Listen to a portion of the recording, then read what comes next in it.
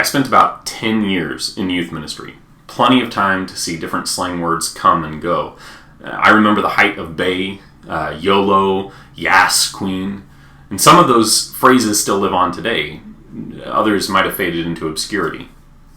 What's interesting to me is that there's one particular word that has been slang for well over 100 years, and the meaning drifts a little bit at times, but the core understanding of it has always been more or less the same. Bitterness. Being upset. And much to my chagrin, the word is salty. I don't want to harp on people who use it to mean bitter. I understand language is flexible and we have to be flexible with it. And I've never really been a big rage against the language of the youth kind of guy, but I really like salt. And salt isn't bitter. My spice cabinet is filled with a substantial variety of salts. I've got a couple that I haven't opened yet, one that's almost all used up, and some that I'm really excited to try out soon. In fact, the other day, I was at IKEA. I was picking things up that Lorinda wanted me to pick up, and we came across these salts that they carry. IKEA, by the way, not a sponsor. I found they've got this wild garlic salt, they've got some wild mushroom salt, there's the natural flake salt, and then they've also got this oak smoked salt. All of those I'm pretty excited about.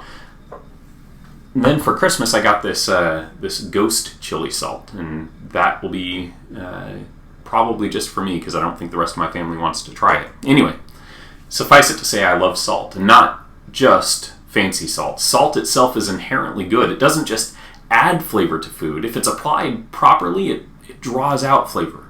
Sprinkle a good bit of salt on steaks an hour before you cook them, and this amazing reaction happens in which the salt is drawn deeper into the meat and every fiber of flavor is enhanced. Historically, though, it wasn't just for flavoring. Salt has been super valuable as a preservative, more valuable even than gold at times.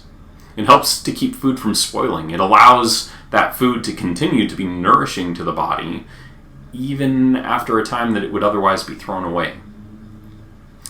And that's why Jesus uses salt as a metaphor for his disciples. In Matthew chapter 5, verse 13, he says this to the crowd that's listening to him. You are the salt of the earth. But if salt has lost its taste, how shall its saltiness be restored?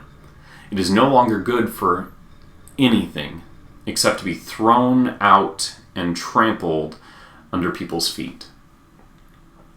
You, a follower of Jesus, are the salt of the earth. If you are following Jesus, you've taken on qualities that are inherently valuable. They make life better for everyone around you and for yourself. They enhance this world in ways that can be sensed. Jesus wants for you to maintain that quality. Keep pursuing the qualities Jesus has nurtured in you and bless those around you by being salty. Love your neighbor today. Be patient with your family. Seek to be joyful and not bitter. Be a source of peace and not anger. And while we're at it, maybe we'll just help to redeem the good name of my favorite spice. I love you guys, and I'm praying for God to bless you today.